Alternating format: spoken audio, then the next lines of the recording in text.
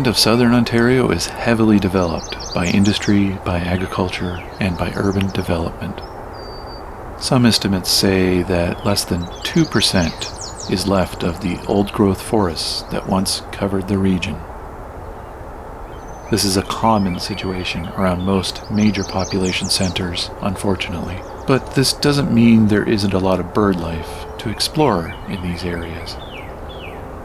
This series will explore some of the areas within and between the cities of Hamilton and Waterloo during the midsummer season, when avian breeding activity has slowed down a bit in preparation for the autumn migration. In contrast to the mostly clear soundscapes of Bruce Peninsula, this will sound more urban. While regions like this are deeply scarred by human development, it can be surprising how much avian life both survives and thrives, even in areas well within the reach of public transit.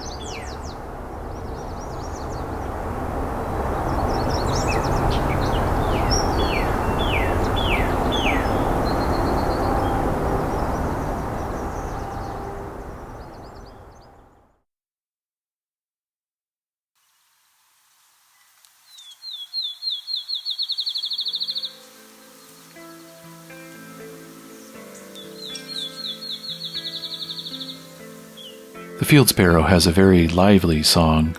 It starts off with slow, repeated tones, then accelerates to a point where it almost blurs into a solid note. Its rhythm is like a ping-pong ball being dropped to a hard surface. These warm-colored birds of eastern North America are found in tallgrass prairies and in old fields with shrubs and small trees. The males are often perched high and exposed while singing, especially in the early morning.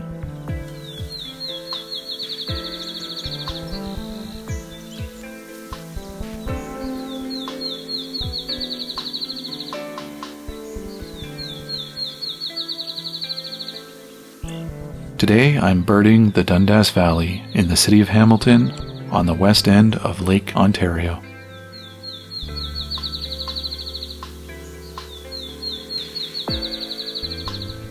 We're going to find this field sparrow, plus a very talkative eastern towhee and some wood thrush.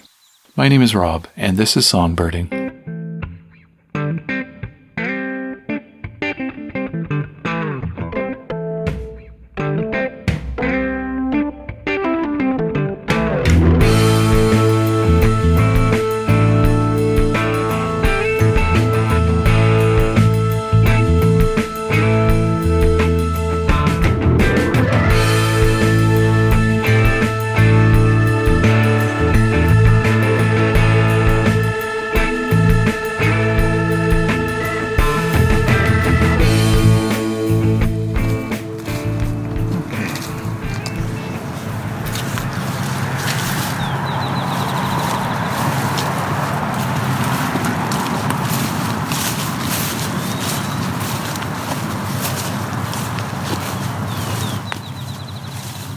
A little different.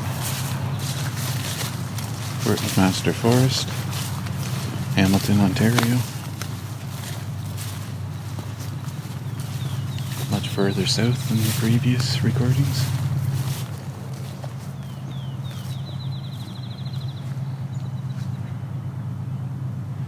As you can hear, you can tell we're in an urban area. Even if it doesn't visually look like it, you certainly can't tell. You can tell the audio environment is very urban. The train in the background going through Dundas along the Niagara Escarpment. And we've got cars all over.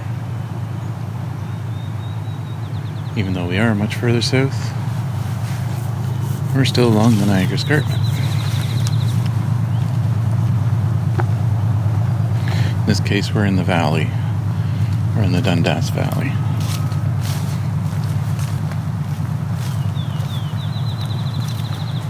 That accelerating call you're hearing is a field sparrow, right now in the tallgrass prairie.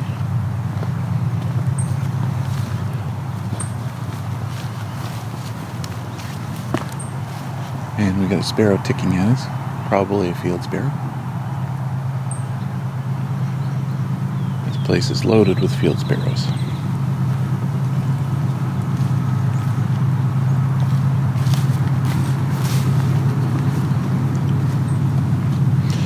Although that train sounds nearby, the problem is it's actually more or less hugging the escarpment, which projects the sound. The train is probably actually 5 kilometers away.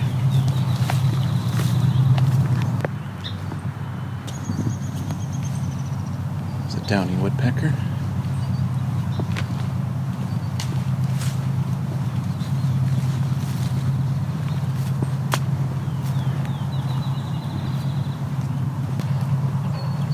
Field sparrow that's common here, that's just a song sparrow singing now. Field sparrow, which is really common in this spot, is the repeated call that accelerates.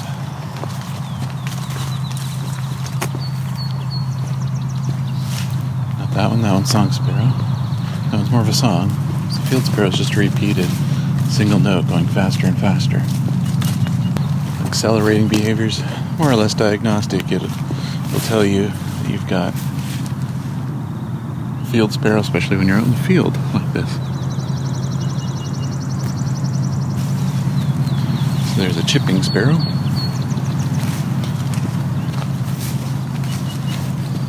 In the distance we have a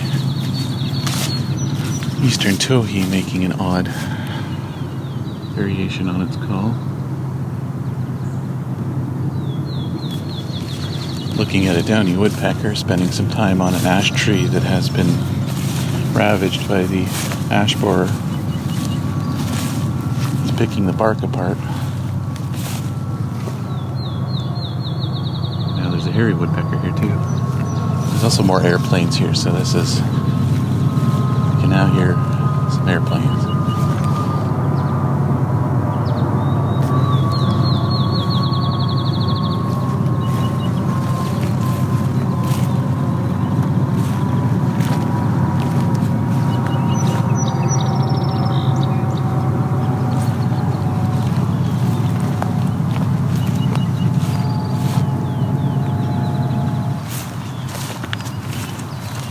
Okay, you're hearing bobbling song, but you're not actually here. This is actually a research project where bobbling song is being played here throughout the sunlight hours. An attempt to attract the species.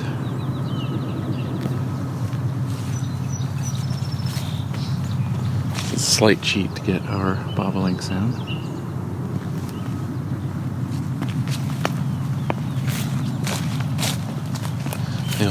Normally they will fly up into the air and sing. But they sometimes will sing from a perch or from tall grass. A lot of field sparrows here. They're ticking at me.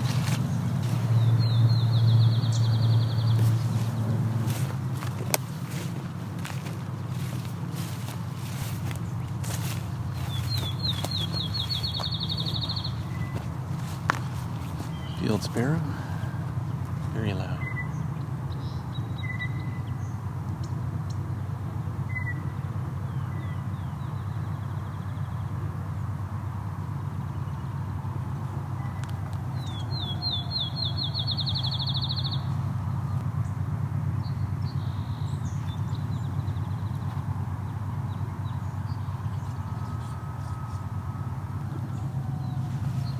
Okay, we're hearing a couple bluebirds now.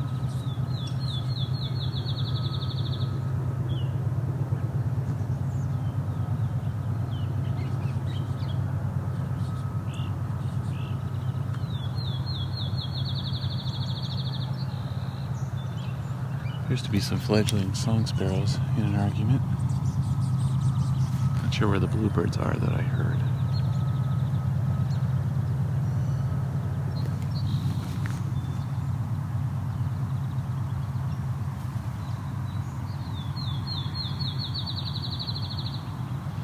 There's our field sparrow.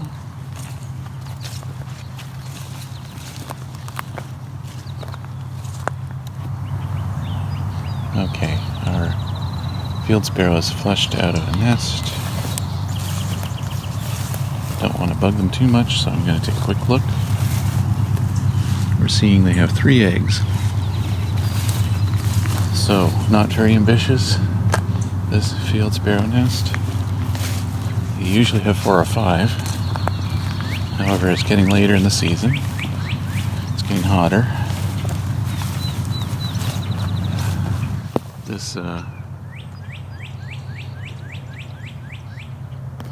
song sparrow mother might already have some fledglings, like I'm already looking at one right now. It may not be hers though, their territories can be quite tight. Okay, I took some photos of a fledgling field sparrow, which is only within a few meters of the nest, but that may yet be someone from a different territory. Could also be the young for this bird. That's why they would have 3 eggs if they already have some young to take care of.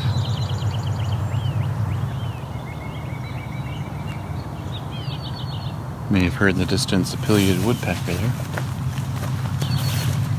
It's very wet today from rain and dew.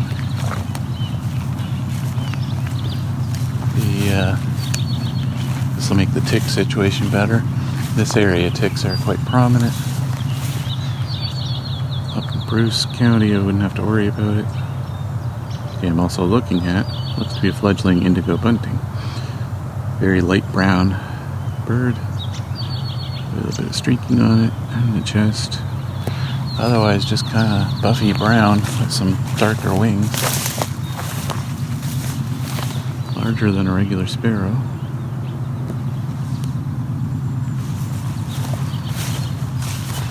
Looks like our fledglings are quite abundant here, but they're not going to be singing, so you won't hear it.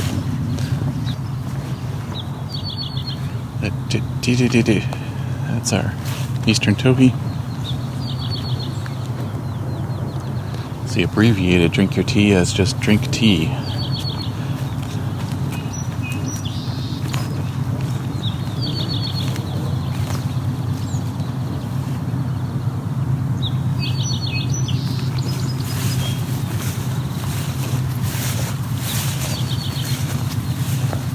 Now we've got this eastern towhee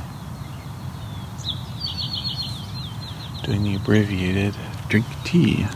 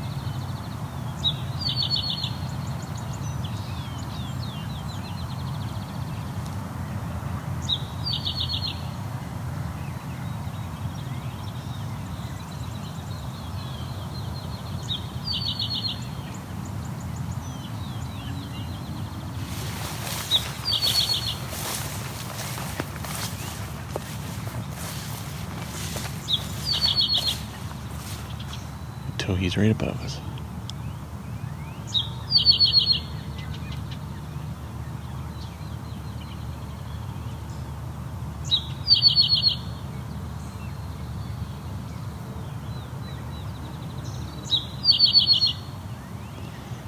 We're at a tall tree at the edge of a field. This Towhee's just perched at the top, singing over his territory. which beyond this field is a valley full of dogwoods. We also have something ticking at us. Looks to be a house wren.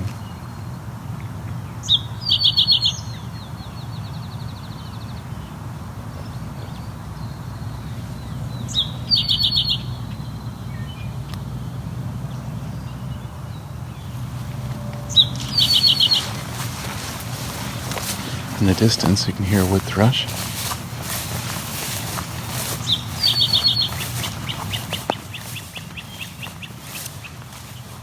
Those whips were from a great crested flycatcher.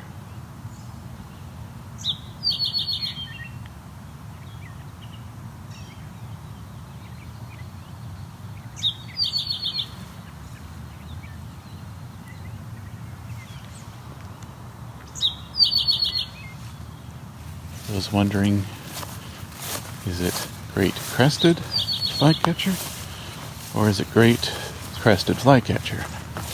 It's actually the latter. The crest isn't that great. It's that the bird is bigger.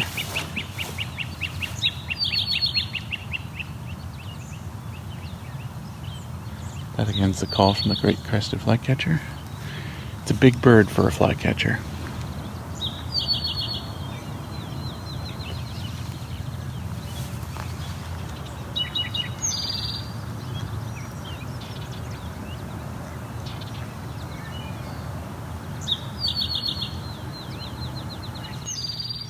So it looks like I was looking at the back end of a black-billed cuckoo, which was then chased off by two great crested flycatchers, are in front of me.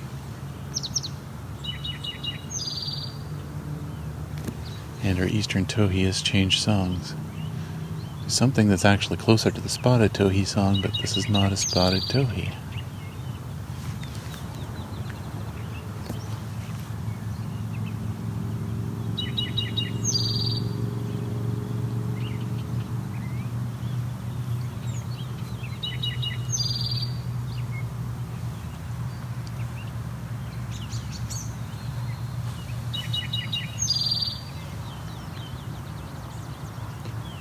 You may have just heard that. That was a kingbird. Looking at an eastern kingbird. Which is another kind of flycatcher.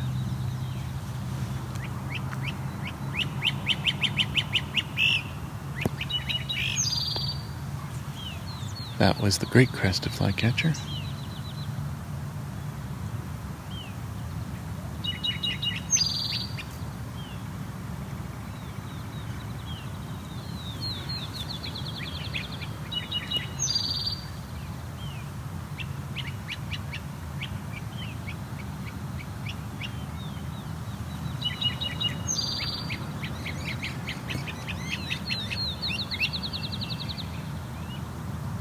Now appears to be three great crested flycatchers here.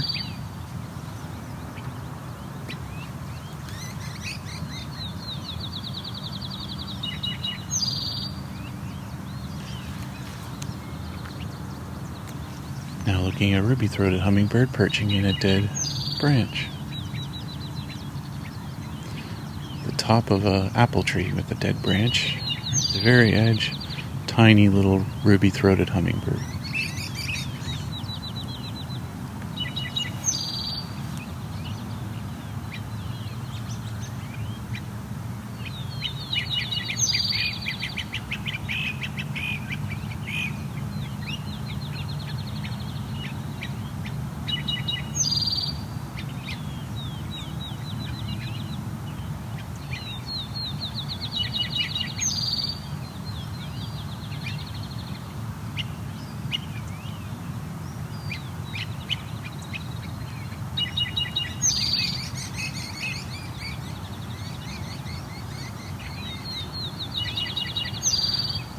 A couple of great crested flycatchers are fighting. They just flew off now.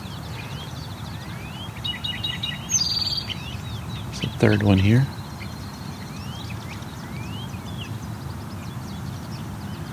Possibly a fourth too.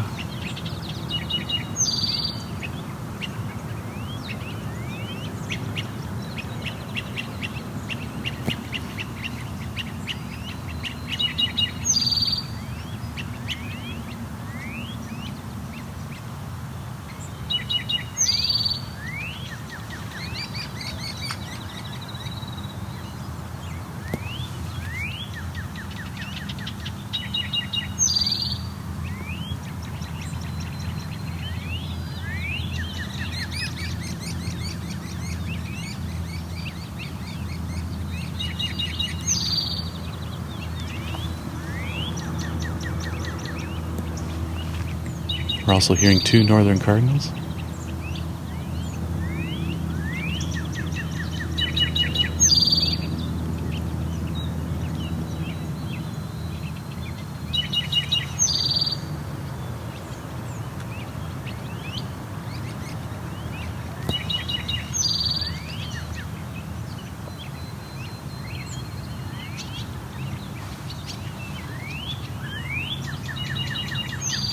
Barn swallows just flew over.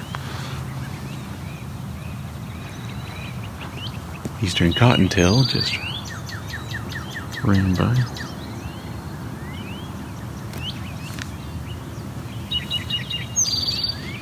A 5th great crested flycatcher just showed up.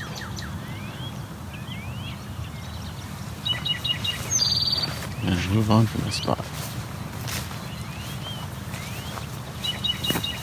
It's getting very dense here.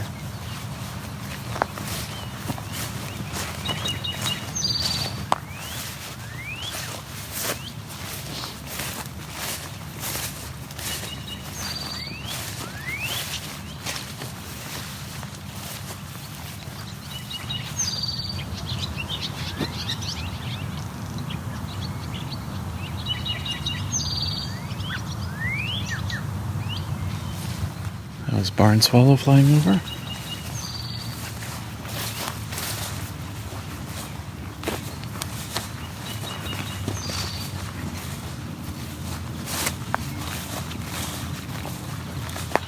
So while we are in an urban environment, still quite a lot of birds here.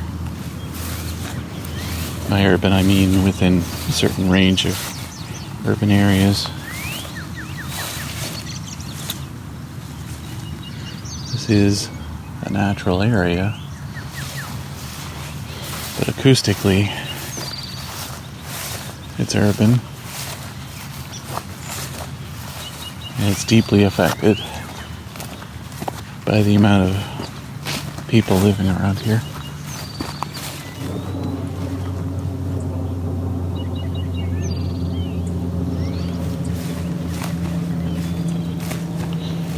I'm heading towards where we have some wood thrush.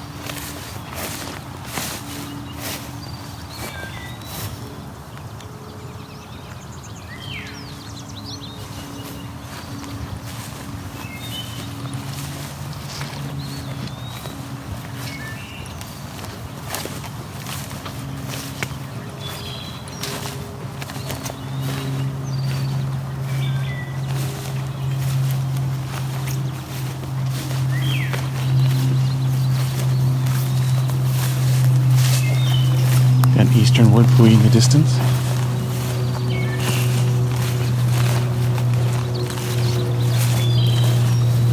Let's see if I can wait out this airplane.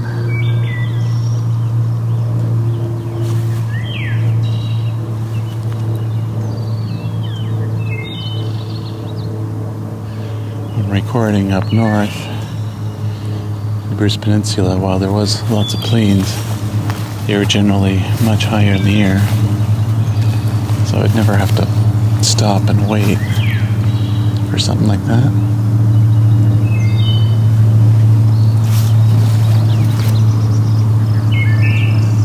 Occasionally there were cars I'd have to wait for, though. I was close enough to the highway.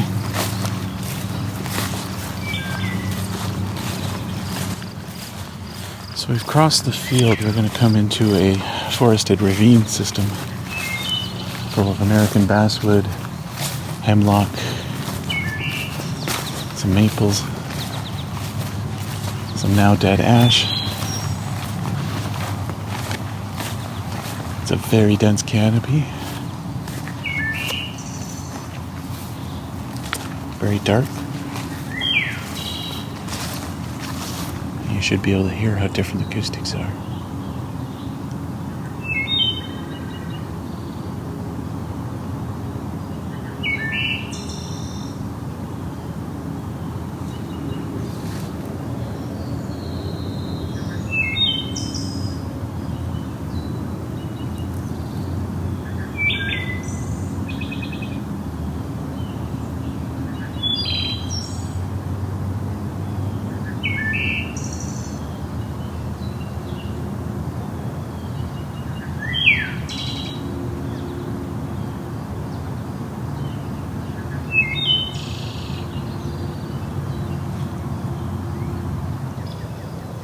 I think I hear scarlet tanager. I'm gonna head over there.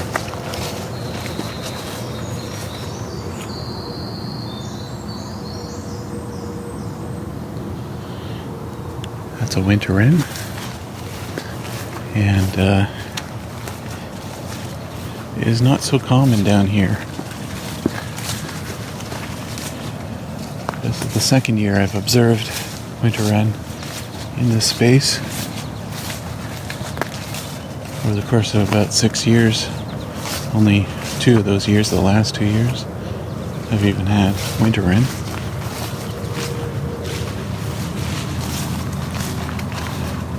They like this nice, cool, dark ravine in here. Of course, our scarlet tanager seems to have moved on. But I'm gonna keep moving, see if we hear it again.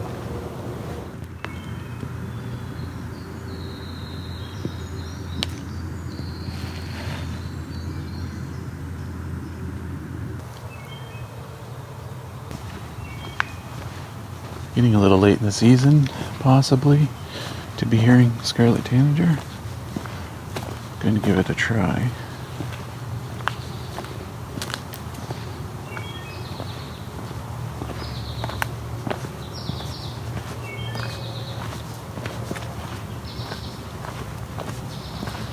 Very wet this year, so a lot of fungus around here.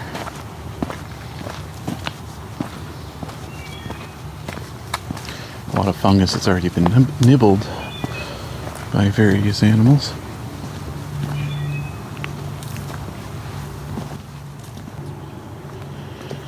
As you can hear, we're in a quieter area.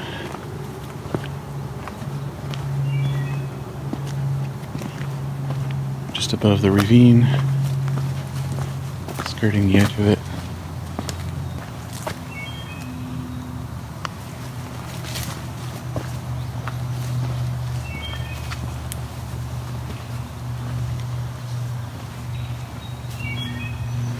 So we got another wood thrush we're coming up on.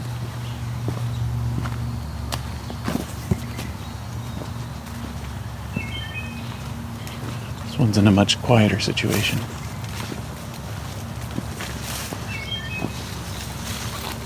Among some of the dogwoods and hawthorns.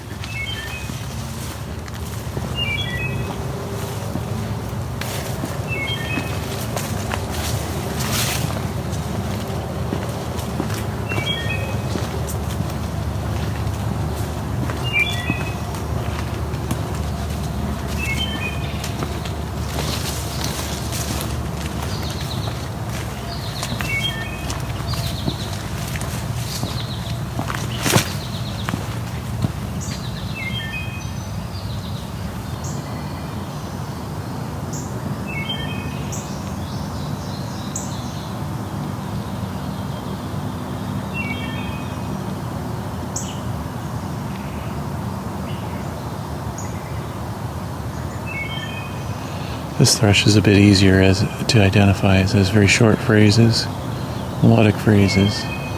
Pirole, piroli.